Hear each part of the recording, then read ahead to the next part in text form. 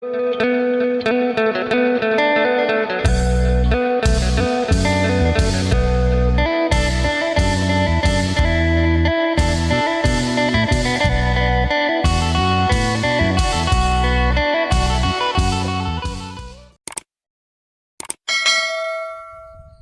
สบายดีและสวัสดีพ่อแม่พี่น้อง FC กันมืดสุขุสุคน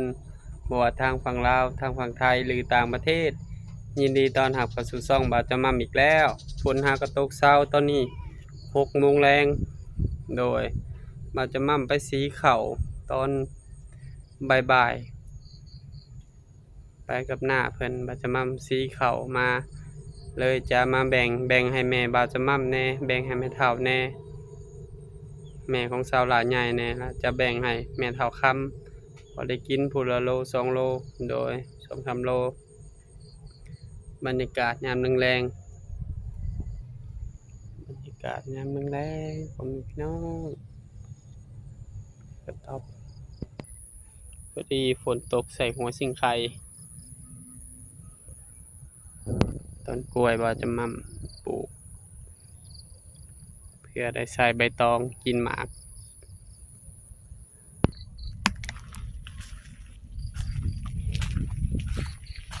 แห้งบ่แห้งอยู่ผมพี่น้อง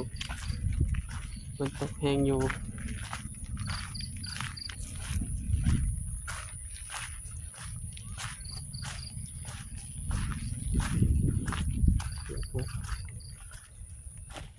เบิ่งคือฝนสิตกอีกพายุเข้า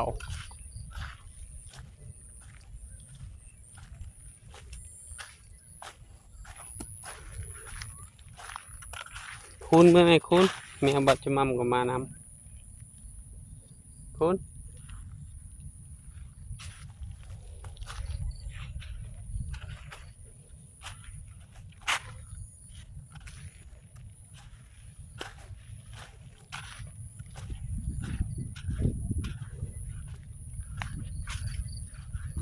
เข้าเป็นเหตุหนึ่งนี่หนาวเป็นปวดขาดแล้วพี่ซีเมนอยู่ในตู้มาสั่งกันยางไปรอลิ้น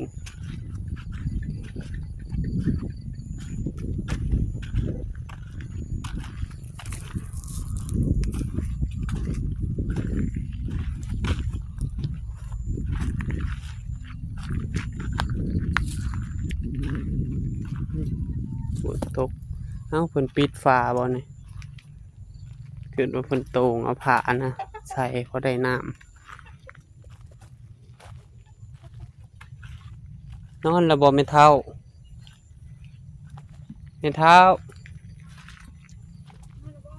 เห็นนะ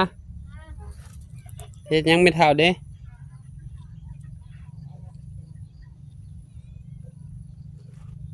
คือนอนแต่เวียงแต่เว้น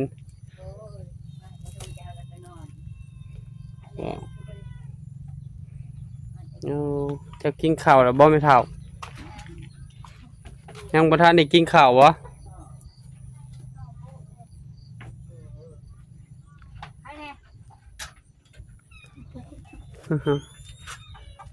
มืดอยู่น้องไม่เท่า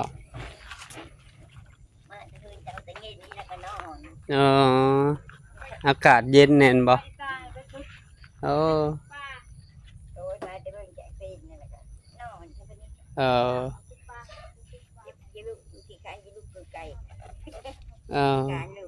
โดยยังบ่ทันได้กินข้าววะเอาอากาศเย็นฝนตกแห้งอยู่ได้นั่นแหละนี่พายุเข้าเพิ่นว่าพายุเข้าแล้วทานแล้วมีแห้งคันฝนบ่ตกมื้ออื่นจะไปพุ่นบ่ไปแล้วอ๋อสบายดีไม่เท่าอุ่นแล้วสบายดีน้องแอนนะได้เมนูยังกินมื้อนี้โดยได้กินข้าวกับยังมื้อนี้กินข้าวกับยังโอ้ยปลาก็บัดกินปลามัมให้ยังอยู่โอ้ยังอยู่วะเอาปลาเวนให้ได้กินช่องโตเอาแอนนาเอาข้าวใหม่มาให้บ่ได้3 โลให้สีข้าวใหม่มาก็เลยแบ่งให้กิน ข้าวใหม่ข้าวหน้าบ่ตึงนี่แหละ แม่น แบ่งให้แม่เฒ่ากินจัก3 โลกินข้าวอันนอนนะ นอนแล้วคือการลูกตัว เออ คือได้ให้หน้าคือการลูกคือการอยู่ที่ดินนั่นเอง โดย มาเนาะ ยังขายบ่เบิดบ่ทานแม่เฒ่า โอ้ยชายผูก อ๋อทานลูกแม่เฒ่าหา มันคือจมเพิ่มันมาแล้ววันนี้แหละ โดย ได้ยินเราเลยมือมา เอาไว้ให้สร้างน้ำอืม เคยเห็นแมว โดยเอามานำบ่ เด็ก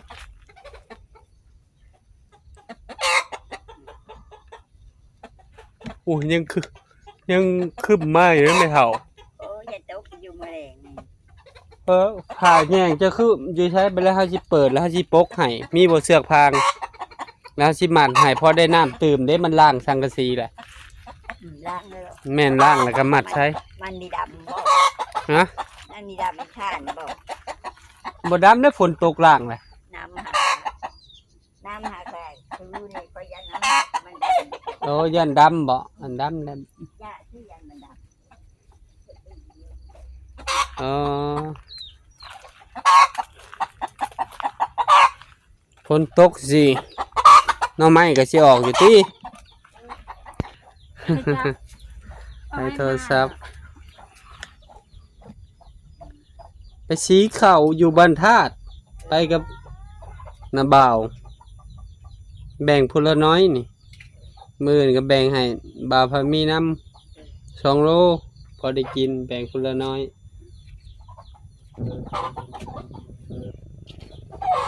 เราไม่คือมันคิดคือคิดคือนี่คิดหน้ามันนะ อ๋อ โอ้ยมีคือไม่ได้นอนได้ไก่นี่นะโอ้ยน่าคือมีคือ โดย การดูก็ อากาศเย็นนะ นอน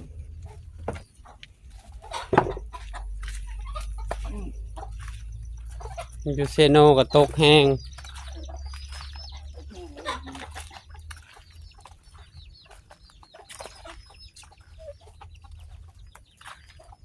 เอาว่าไม่เท่ากินข้าวแล้วบ่สิกินปลาหั่นแหล้วว่ะสร้างเปลี่ยนสร้างวันเพิ่นมาตกปลาก็บ่ได้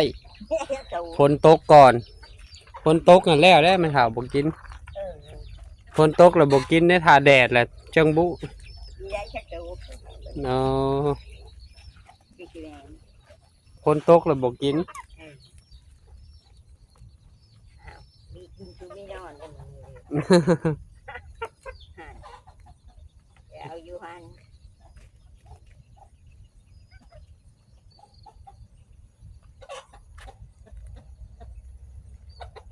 คือเสียงฝน แดงอยู่ มืดอยู่เลยทางเชโนโทรหาตโนฝนตกบ่ลูกตกลูกอย่าออกไปนอกเด้อวะอยู่กับบ่เฒ่าเด้อวะ ใครได้ละเขาเท่าใครได้ละบ่ เราก็เป็นเด็กน้อยได้เป็นคือแม่เฒ่าจันทร์แม่ฮับป้อนข้าวป้อนน้ำ นี่ก็ป้อนได้เนาะ ป้อนคือกันแล้วบ่เฒ่าค่ะป้อน เจ้าจะเป็นอัปพาตให้เท่า แม่ป้อนและกินข้าวเองบ่ได้ ตอนอยู่นี่ผัดยกแข้งยกขาบ่ได้อยู่หุ่นผัดยกได้แล้วต่างแต่ว่าเราเว้าไปเลยนะเฒ่าแหละ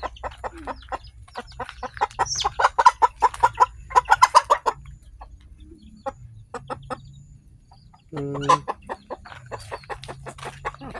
ยาแมวนะทำแบบเมื่อ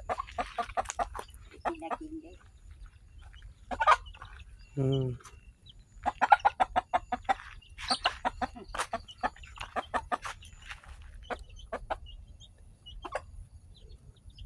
สั่งทำสั่งเปลี่ยนสั่งวันหน่อยห้ากระทา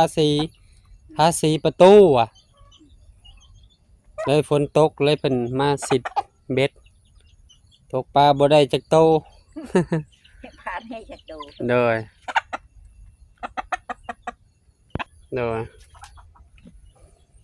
กินแข้งปลาแล้ว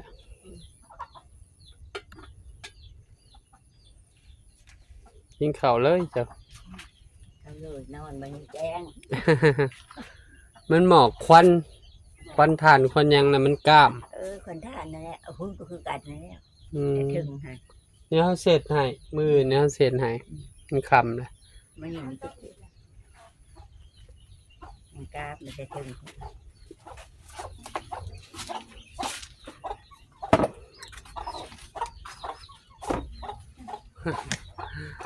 นอนหนาว ต้องซัมมือนี่ไปหาหน่อไม้บ่มื้ออื่นเจ้าก็ออกไปหุ่นบ่ไปนะ ไปน้ำไม่เท่า ไปน้ำมันเท่า ไปเล่น อ๋ น้ อคือบ่เฮียนขี่รถจักรลองเบิ่ง ำยันพาลม ฮะ ยันพาลม เอาคันเจ้าขี่เป็นผู้เดียวเจ้าก็ขี่ไปผู้เดียวเด้คอยขี่ตอดไป ยังมีเจือก บ่กล้าเฮียนบ่ใครก็ย่างได้ขอเฮียนมื้อละน้อยให้เรื่องเองบัดนี้คอยตอดไปตอดมาน้ำมื้อนี่แหละน้ำเตาถ่านนี่ก่อนแล้วจึงบ่ได้ย่างเด้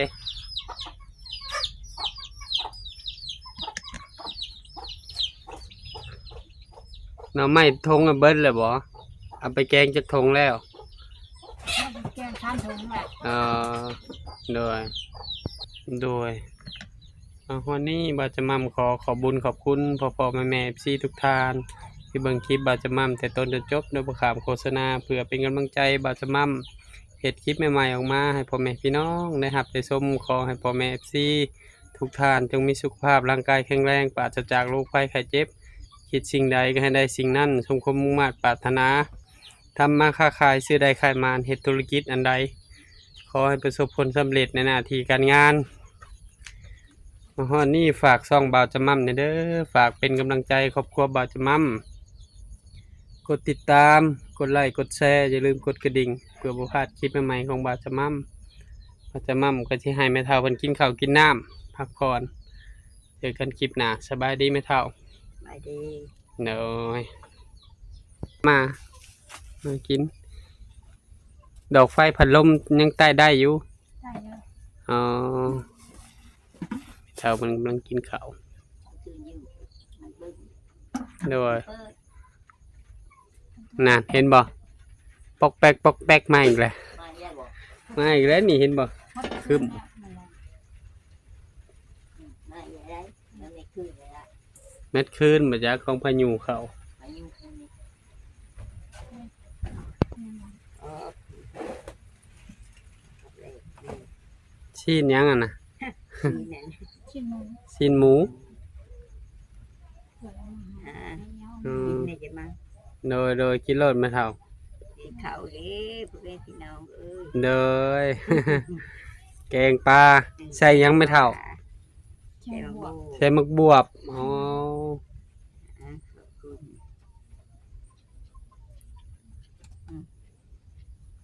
กินหรือก็นอนพักผ่อน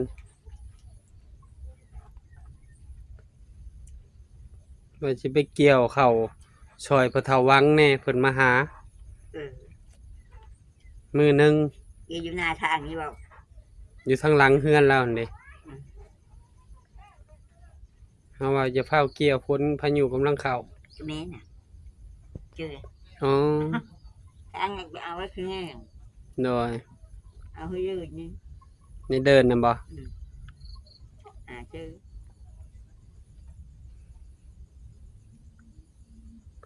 หอมได้ข้าวใหม่ เอาเลย มากินข้าวใหม่มื้ออื่น มือยังมาทำไม นี่มะเขือก็เนียนกิน เนียนมะเขือน้ำต้มมะเขือแล้วมันเนียน เข้าแต่เพื่อช้อยเพื่อก็ช้อยเพื่อ อ๋อได้มะเขือมาใส่ไม่เท่า มาเพื่อเขามาเฮอ อ๋อเนียนเนาะเนียนเจียวมะเขือ ต้มใส่น้ำปลาแดง เมื่อมากินไปเลี้ยงกิน เนาะแกงหมดเลยบ่สี่โตหาโตนะ แกงไม่เดิน โดยฝนตกกว่าโอ้บ่ได้แล้ว พากันมื้อเห็นชื่อข้าวเปียกมากิน ตอนสวยแดดพูน ปลายังก็บ่กินกันฝนตกน่ะ อืมปลาน้อยปลาเล็กก็สิมันใหญ่ แม่น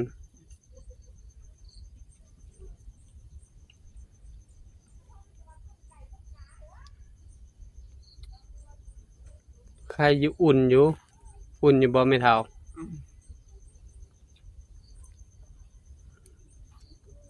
เฮ็ดนายังบ่อยากบ่ใจนะ นั่งห้า เนี่ย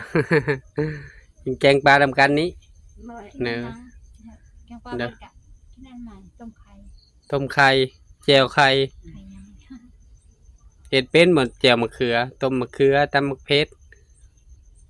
ต้มให้มันเปื่อยๆแล้วก็ตำเผ็ดใส่แจ่วมะเขือกิน คือเดี๋ยวไข่เจอเลยเนาะ อ่ะเด้อห้าเมื่อก็เด้อบ่มีไผอยู่เฮือนมีเฮาก็ไป